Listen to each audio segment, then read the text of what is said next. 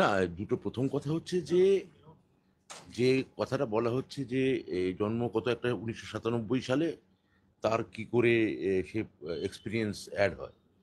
এবার ঘটনা হচ্ছে যে এটা তো অনলাইন অ্যাপ্লিকেশন জমা পড়েছে, হয়তো সে মানে এক্সপিরিয়েন্স হয়তো কিন্ডারগার্টেন স্কুলে চাকরি করেছে সেটাও লিখে দিয়েছে। বা দ্বিতীয় কথা যেটা যে ফিজিক্যালি হ্যান্ডিক্যাপড, সুপ্রিম কোর্টে একটা নির্দেশ ছিল বসতে পারে, এটা একজনের ক্ষেত্রেই হয়েছে, দুটো ঘটনা এক এক করে হয়েছে, মানে দুটি পৃথক ঘটনা। এবং তাদের তাদের জন্যে তো এসএসসি বলেই দিয়েছে যে তারা ভেরিফিকেশন করবে, সেই জন্য ডাকা হয়েছে। যদি দেখা যায় যে এক্সপিরিয়েন্সের যে ক্যাটেগরি আছে ম্যাচ করছে না, বাদ যাবে। আর ফিজিক্যালি হ্যান্ডিক্যাপড সেটা লয়ারের সঙ্গে আমরা কথা বলেছি, অ্যাকচুয়ালি ফিজিক্যাল হ্যান্ডিক্যাপড বসতে পারে কি পারে না সেটা সুপ্রিম কোর্টের রায় খতিয়ে দেখা হচ্ছে, সেই মোতাবেক এসএসসির আইনজীবীরা জানাবেন, সেই মোতাবেক সিদ্ধান্ত হবে। না, ফিজিক্যালি হ্যান্ডিক্যাপ সুপ্রিম কোর্টের একটা রায় অনুযায়ী এরকমটা বলা ছিল, তো সেটা আমরা লয়ার ভেরিফিকেশন আমরা করাচ্ছি যে ফিজিক্যালি হ্যান্ডিক্যাপটাও বসতে পারে কিনা। মানে অযোগ্য হওয়া সত্ত্বেও। হ্যাঁ, আজকে আজকে আবার মামলা দায়ের হচ্ছে অমৃতা। না, মামলা নিয়ে আমি কি বলবো, মামলা তো হতেই পারে। একাধিক অভিযোগ হচ্ছে যে এসএসসি দাগি প্রার্থীদের নাম এই তালিকায় আছে। একদমই নেই, একেবারেই নেই। এটা কোনো কোনো কোনো এসএসসির সঙ্গে কথা হয়েছে, এখন অবধি এসএসসির জ্ঞান মোতাবেক কোনো দাগি প্রার্থীর নাম তালিকায় ওঠেনি। মামলার মতো হোক না, সে কি আছে, কি করা যাবে।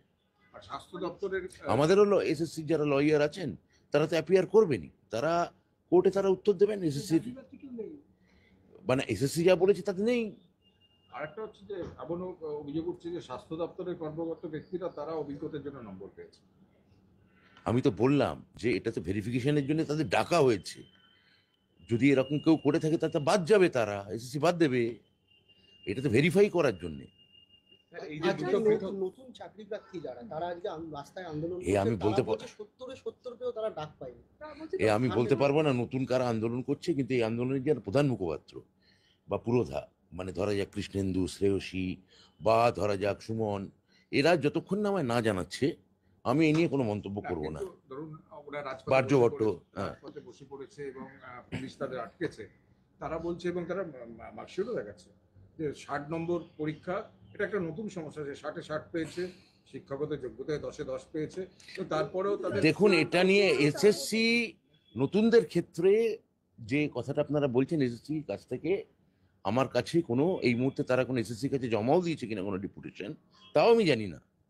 তাহলে এটা নিয়ে যতক্ষণ না এসএসসির সঙ্গে আমি কথা বলতে পারছি ততক্ষণ এটা আমি বলতে পারবো না। স্যার এই যে দুটো ডেপুটেশন জমা দিতে চাইছিল, বিকাশ ভবন অভিযান করতে চাইছিল, আজকে ওদের উন্নয়ন ভবনের সামনে এখন আটকে রাখা হয়েছে। না, আমার মনে হয় যে ওরা কি বলছেন আমি তো জানি না, তো এসএসসির কাছে নিশ্চয়ই তারা কোনো একটা কিছু জমা দেবে। ওরা সিট বাড়ানোর দাবি করছে, এটা কি বাড়বে? এবং ওরা বলছে যে 10 নম্বর যে অভিজ্ঞতার জন্য এটা সেটা বলতে দাও। প্রথম কথা হচ্ছে যে মানে ওদের এই যারা তার আগে পরীক্ষায় বসুক না, ইন্টারভিউ দিক, প্রসেস শেষ হোক। আমার সঙ্গে মুখ্যমন্ত্রীর ভ্যাকেন্সি বাড়ানো নিয়ে একটা নিশ্চয়ই আলোচনা হয়েছে, কিন্তু সেটা যতক্ষণ না কোনো প্রসেস শেষ হচ্ছে এই নিয়ে কোনো আইনিভাবে কোনো পাকাপোক্ত কোনো কথা আমি এখানে বলতে পারি না। যোগ্য চাকরি যারা চাকরি হারালো আর কি, তাদের জন্যই মূলত কথা হয়েছে যে সেটা সরকার বিবেচনা, মানে মন্ত্রিসভা বিবেচনা করে এই দেখবে। যে দুটো পৃথক ঘটনার কথা আপনি বললেন, এই দুটোর উদাহরণ দিয়ে বিরোধীরা বলছে যে পুরো প্রক্রিয়াতে আবার দুর্নীতির ছোঁয়া লেগে গেল। আবার বিরোধীরা কি বলছে কি যায় আসে, কি যায় আসে, মামলা তো করেছে, মামলা ফলাফল দেখে নিন। আমি তো মামলা ওয়েলকাম করছি, মামলা হোক না।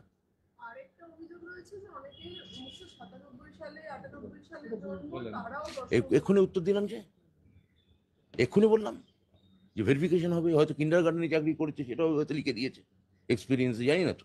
না, আমরা তো সেই শেষ যে প্রশ্ন। সিট বাড়ানোর যে মুখ্যমন্ত্রীর সঙ্গে কথা হচ্ছে, এটা কাদের জন্য, এটা যদি বলেন বিস্তারিত। এটা এখন বলতে পারবো না, এটা যতক্ষণ পুরো প্রসেস শেষ হবে আমরা পুরো দেখবো যে যোগ্য সত্যিই কেউ বাদ গেলেন কিনা, কতজন এখনো আমরা জানি না। এখন এরপর 9-10-এর রেজাল্ট বেরোবে, যোগ্য এই পুরো প্রসেস শেষ হওয়ার পর যোগ্য যদি কেউ বাদ যান তাদের ক্ষেত্রে আমি তো বারবার বলছি সরকার সহানুভূতিশীল, এবং মুখ্যমন্ত্রীর সঙ্গে আমার ভ্যাকেন্সি বাড়ানোর একটা প্রাথমিক পর্যায়ে কথা হয়েছে, কিন্তু সেটা যতক্ষণ আমরা আইনি পরামর্শ পাচ্ছি ততক্ষণ এটা নিয়ে আমরা কোনো পাকাপোক্ত কথা বলতে পারি না। তবু শেষ প্রশ্ন, এই যে ফিজিক্যাল হ্যান্ডিক্যাপ যিনি ডাক পেয়েছেন হুম। তিনি দাগী, তার নাম দাগী তালিকায় আছে। আবার সুপ্রিম কোর্ট এটাও বলেছে যে কোনো ফিজিক্যাল হ্যান্ডিক্যাপ থাকলে আদার কনসেশন তাকে দাওয়াত দেওয়া যেতে পারে। আপনারা কি এই পুরো ব্যাপারটা খতিয়ে দেখছেন? এই এই জায়গায় পুরো প্রসেসটাই কি, যারা ফিজিক্যালি হ্যান্ডিক্যাপড তাদের ক্ষেত্রে সুপ্রিম কোর্টের রায় কি, রায় সত্যি করে নির্দিষ্ট করে কোনো ডিরেকশন আছে কি না, এবং আমাদের লয়ারদের বক্তব্য কি, ফিজিক্যালি চ্যালেঞ্জড যারা তাদের ক্ষেত্রে এটা দেখে তার ক্ষেত্রে সিদ্ধান্ত নেওয়া হবে। কিন্তু যার ক্ষেত্রে